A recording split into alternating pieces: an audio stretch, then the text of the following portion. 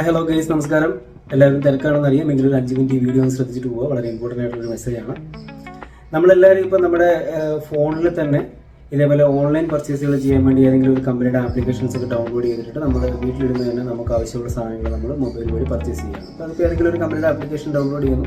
ആ ആപ്ലിക്കേഷനിൽ നമ്മൾ നമ്മുടെ അഡ്രസ്സ് കൊടുക്കുന്നു, ഫോൺ നമ്പർ കൊടുക്കുന്നു, ബാങ്ക് ഡീറ്റെയിൽസ് കൊടുക്കുന്നു, പാൻ നമ്പർ കൊടുക്കുന്നു, ആധാർ കാർഡ് നമ്പർ കൊടുക്കുന്നു. ഇതെല്ലാം കൊടുത്തിട്ടാണ് നമ്മൾ ഈ പറയുന്ന പോലെ നമ്മുടെ ഓൺലൈൻ പർച്ചേസിന് വേണ്ടിയിട്ടുള്ള ആപ്ലിക്കേഷനിലെ എല്ലാ കാര്യങ്ങളും ചെയ്തു വയ്ക്കുന്നത്. അപ്പോൾ നമ്മുടെ ഡേറ്റാസ് എല്ലാം നമ്മൾ ഓൾറെഡി അവിടെ ഷെയർ ചെയ്യുന്നുണ്ട്. അപ്പോൾ ഞാൻ പറഞ്ഞു തന്നെ വെച്ചാൽ കഴിഞ്ഞ ദിവസം എനിക്കൊരു പോസ്റ്റൽ കൊറിയർ വന്നു. പോസ്റ്റൽ വന്നപ്പോഴത്തേക്ക് ഇതായിരുന്നു പോസ്റ്റൽ വന്നിരുന്നത്. പോസ്റ്റലിൽ ഞാൻ ഓപ്പൺ ചെയ്ത് നോക്കുമ്പോഴത്തേക്ക് മീഷോ എന്ന് പറയുന്ന കമ്പനിയുടെ ഒരു ആപ്ലിക്കേഷൻ അതിനകത്ത് കൊടുത്തിട്ടുണ്ടായിരുന്നു. ഈ ആപ്ലിക്കേഷനിൽ അവർ എൻ്റെ അഡ്രസ്സും ഡീറ്റെയിൽസും എൻ്റെ ഫോൺ നമ്പർ എല്ലാ കാര്യങ്ങളും കൊടുത്തിട്ടുണ്ട്. അതേപോലെ ഏറ്റവും താഴെ ബാങ്ക് ഡീറ്റെയിൽസ് ഫില്ല് ചെയ്യാൻ പറഞ്ഞ് കൊടുത്തിട്ടുണ്ട്. അപ്പോൾ ഇതിനകത്ത് ഇവർ പറഞ്ഞിരിക്കുന്നത് എന്താണെന്ന് വെച്ച് കഴിഞ്ഞാൽ ഇവരുടെ ഒരു പൊങ്കൽ ധമാക എന്ന് പറഞ്ഞൊരു കോൺടെസ്റ്റ് ഉണ്ടായിരുന്നു. അപ്പോൾ ആ കോൺടെസ്റ്റിൽ അവർ എന്നെ സെലക്ട് ചെയ്തു. ഞാൻ അവരുടെ കസ്റ്റമർ ആയിരുന്നു. അതുകൊണ്ട് അവർ എന്നെ സെലക്ട് ചെയ്തു. 50 പേരെയാണ് ടോട്ടൽ സെലക്ട് ചെയ്തിരിക്കുന്നത്. അതിൽ 5 പേർക്ക് ക്യാഷ് പ്രൈസ് ഉണ്ട്, ബാക്കിയുള്ളവർക്കെല്ലാം ഗിഫ്റ്റ് കൂപ്പൺസ് ആണ് വരുന്നത്. അപ്പോൾ ഇതിൻ്റെ കൂടുതൽ ഇവരൊരു സ്ക്രാച്ച് ആൻഡ് വിന്നിൻ്റെ ഒരു പേപ്പറും കൂടെ വെച്ചിട്ടുണ്ടായിരുന്നു, പൊങ്കൽ ധമാക്കാന്ന് പറഞ്ഞിട്ട് സ്ക്രാച്ച് ആൻഡ്. അപ്പോൾ ഞാൻ സ്ക്രാച്ച് ചെയ്ത് നോക്കിയപ്പോഴത്തേക്ക് എനിക്ക് ഇതിനകത്ത് 9,50,000 രൂപയാണ് വിൻ ചെയ്തിരിക്കുന്നത്.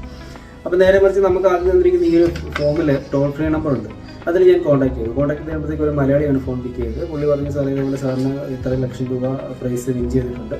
അപ്പോൾ സാറിന് ടോട്ടൽ 5 കസ്റ്റമറെയാണ് ക്യാഷ് പ്രൈസ് ആയിട്ട് വിൻ ചെയ്യുന്നതിൽ സെലക്ട് ചെയ്യുന്നത്, 50 പേരെ അയക്കുന്നതിൽ. അപ്പം സാറിന് ഭാഗ്യമുണ്ടെന്നൊക്കെ പറഞ്ഞ് എന്നെ വളരെ കാര്യമായിട്ട് പൊക്കിയൊക്കെ പറയുകയും ചെയ്തു. അപ്പോൾ ഞാൻ ഓക്കെ എല്ലാ ഡീറ്റെയിൽസും ചോദിച്ച് മനസ്സിലാക്കി ഞാൻ ചോദിച്ചു ഇതിൻ്റെ ബാക്കി ഫർദർ പ്രോസസ്സുകൾ എന്തൊക്കെയാണ്. അപ്പോൾ അവർ പറഞ്ഞത് ഇതിൻ്റെ ഈ കൂപ്പണിൻ്റെ ഫോട്ടോയും അതേപോലെ എൻ്റെ പാൻ കാർഡിൻ്റെയും ആധാർ കാർഡിൻ്റെയൊക്കെ കോപ്പി അവരുടെ വാട്സപ്പ് നമ്പറിലേക്ക്, ഇതിൽ കൊടുത്തിരിക്കുന്ന ടോൾ ഫ്രീ നമ്പറിലെ വാട്സപ്പ് നമ്പറാണ്, അതിലേക്ക് മെസ്സേജ് അയക്കുകയാണ് പറഞ്ഞത്. മെസ്സേജ് അയച്ചു കഴിഞ്ഞാൽ ഞാൻ ചോദിച്ചത് വേറെ എന്തെങ്കിലും ഇഷ്യൂസ് ഉണ്ടോ? അതിൻ്റെ വേറെ പ്രോബ്ലംസ് കാര്യങ്ങളൊന്നുമില്ല. ഇതിൻ്റെ പ്രോസസ്സുകൾ ചെയ്ത് കഴിയുമ്പോഴത്തേക്ക് സാറിൻ്റെ അതിനകത്ത് ഇതിൽ നമ്മുടെ ബാങ്ക് ഡീറ്റെയിൽസും കാര്യങ്ങളൊക്കെ ഫില്ല് ചെയ്യാൻ വേണ്ടിയിട്ട് ഇവർ കൊടുത്തിട്ടുണ്ട്. ഇതിലേറ്റവും താഴെയായിട്ട് HSBC ബാങ്ക് എന്ന് പറഞ്ഞിട്ട് അവരുടെ സീലും കാര്യങ്ങളും വെച്ചിട്ടുണ്ട്. അതുകൂടാതെ ഇപ്പോഴത്തെ സൈഡിൽ ഈ പറഞ്ഞ കമ്പനിയുടെ, അതായത് മീഷോയുടെ സിഇഒയുടെ ഫിനാൻസ് മാനേജറാണ് സിഇഒ, അവരുടെ സീലും സൈനും എല്ലാം ഉണ്ട്. സീലില്ല, സൈൻ മാത്രമുണ്ട്. അപ്പോൾ ഇത്ര ഡീറ്റെയിൽ ആയിട്ട് വളരെ നല്ല രീതിയിൽ എല്ലാ പരസ്യങ്ങളും കാര്യങ്ങളും വെച്ചിട്ട് മീഷോ എന്ന് പറയുന്ന കമ്പനിയുടെ ലേബലും കാര്യങ്ങളെല്ലാം വെച്ചിട്ട് അവർ നമുക്ക് അയക്കുന്നു.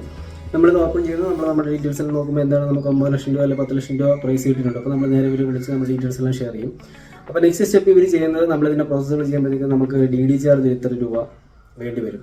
കാരണം ഇത്ര ഫണ്ട് സാറിന് ട്രാൻസ്ഫർ ചെയ്യുന്നതാണ്. അപ്പോൾ DD ചാർജ് 20,000 രൂപ 30,000 രൂപ ട്രാൻസ്ഫർ ചെയ്യണം. അപ്പോൾ അവരുടെ അക്കൗണ്ട് നമ്പർ നമ്മൾ അക്കൗണ്ടിൽ പൈസ കൊടുക്കണം.